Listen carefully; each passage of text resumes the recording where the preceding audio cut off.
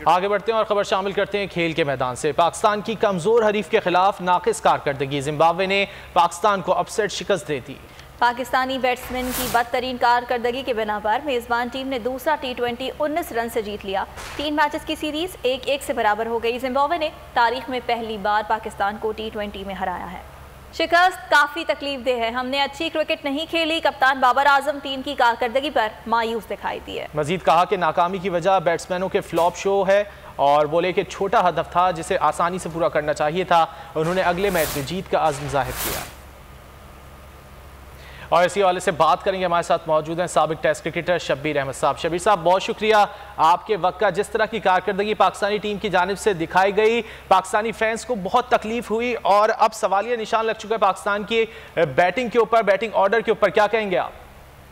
देखिए, सबसे पहले तो देखिए दो कोच हैं, हेड कोच भी और बैटिंग कोच भी। हेड कोच भी बैट्समैन और बैटिंग कोच तो है ही, और बैट्समैन बेशक बड़े नाम है। अगर हम ऐसी परफॉर्मेंस नहीं ले सकते इनसे तो हमें देखिए वहां पे कोई मैच, मैंने 2-3 दिन पहले ही बोला था कि मैच की सूरत हाल ऐसी जा रही है, हमारे मीटर रन बिल्कुल नहीं कर रही, तो हमें थोड़ी सी बैटिंग में सफल कर लेना चाहिए। बाबर आजम को चौथे नंबर पे ले आए बनिस्बत ऊपर खिलाने के, उससे बेहतर है जो हैदर अली या किसी और खिलाते उसको टॉप ऑर्डर में ले, ताकि दरमियान से हम एक साइड हमारी बैटिंग रुकी रहे ताकि बैट्समैन आउट ना हो, एक साइड से हमें सहारा मिलता रहे तो दूसरी साइड से हिटिंग हो सकती है। इन्होंने अभी तक वही जो बैटिंग का ऑर्डर बनाया वो उसी पे चल रहे हैं। आप उसको थोड़ा शफल कर लें, आज यहाँ पे स्ट्रगल करें, वहां पे अच्छे बैट्समैन को ले जाए जो आपका परफॉर्मर है, ताकि आपको आगे स्ट्रगल ना हो। अभी कल भी मैं कह रहा था, मैंने कहा इसको बाबर आजम को चौथे नंबर पे खेलना चाहिए, और जो ऊपर पीछे जिनका नंबर नहीं है, हैदर का भी नंबर नहीं है, वो जो 5वें नंबर पे आप लेके आते हो, उसको टॉप ऑर्डर टॉप 3 ऑर्डर पे ले आए, तो वो हिटिंग करेगा तो दरमियान में साथ बाबर होगा तो वो सिंगल लेके देता रहेगा। हमें वहां पे उसकी स्ट्राइक रेट नहीं चाहिए बाबर की, वो 120-130 से स्ट्राइक से भी रन करे तो हमारे लिए फायदेमंद है, क्योंकि दूसरी साइड से 200 प्लस से रन बनते रहेंगे तो हमारा एवरेज जो है वो 180-90 रहेगा। लेकिन उन्होंने अभी तक वो चेंज नहीं किया, कोई गेम प्लान नहीं नजर आया। हमारी जो मैनेजमेंट है वहां पे, उनको गेम प्लान बनाना चाहिए कि ऐसे थोड़ी शफलिंग करेंगे, शायद हमें इससे फायदा हो जाए।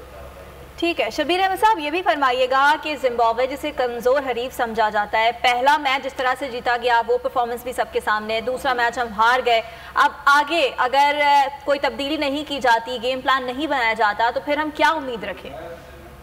देखिए, गेम प्लान बनाना पड़ेगा हमें। हाँ, ये इंटरनेशनल क्रिकेट है, इसका प्लान बनाया जाता है कि हमारा ये गेम प्लान ए है और ये प्लान बी है। जब हम प्लान ए पे नाकाम होते फिर प्लान बी की तरफ जाते हैं। हम वो मिक्स कर रहे हैं अभी सब कुछ ना, उसमें प्लान ए भी चल रहा है, प्लान बी भी चल रहा है। आप एक प्लान बनाए पहले, अगर उसमें कोई प्रॉब्लम फिर प्लान बी की तरफ जाते हैं। हमारा प्रॉब्लम यही हो रहा है, हम एक ही प्लान को रख के चल रहे हैं, हम उसी में नाकाम हो रहे तो हम प्लान बी की तरफ क्यों नहीं आ रहे? हमें लेकिन शब्बीर, प्लान को तब्दील किस तरह किया जा सकता है? वही खिलाड़ी हैं, बार बार रिपीट हो रहे हैं, हैदर अली हो गए, आसिफ अली हो गए और नाकाम हो रहे हैं, कोई कारकर्दगी नहीं दिखा पा रहे, फिर प्लान किस तरह तब्दील?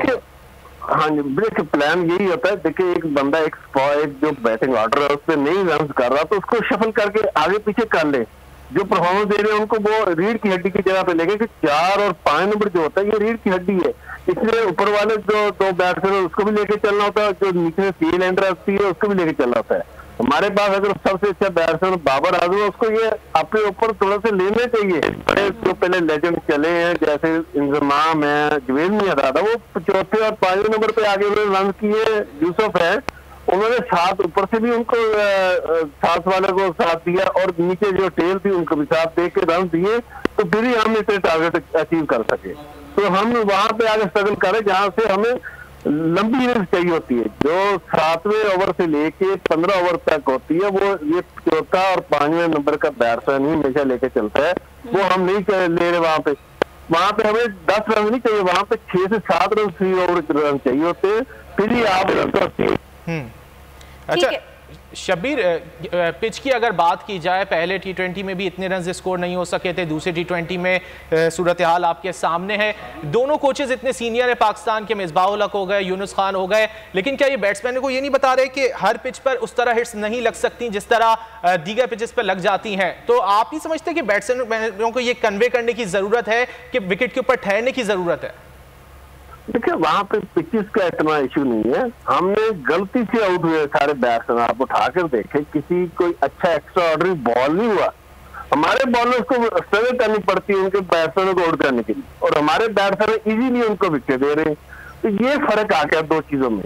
तो इसलिए हमारी हालांकि बॉलिंग उनसे बहुत स्ट्रॉन्ग है, तो हमें अपनी बॉलिंग में तो कल हमें दोनों मैचेस में जितवा के दिए, समझ लें मैच तो कल भी जितवा दिए बॉलिंग में, लेकिन हमारी बैटिंग में वो कारकर्दगी नहीं दिखाई जो उनके लिए जरूरी है।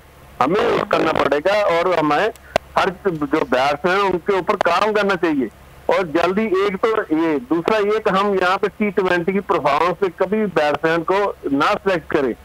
जो 2-3 साल फर्स्ट क्लास खेला हो तो उसको लेके, ताकि उसका जो पेशेंस होते हैं फर्स्ट क्लास के दरमियान जो मैच खेला गया उस पर बात कर रहे थे। बहुत शुक्रिया आपका।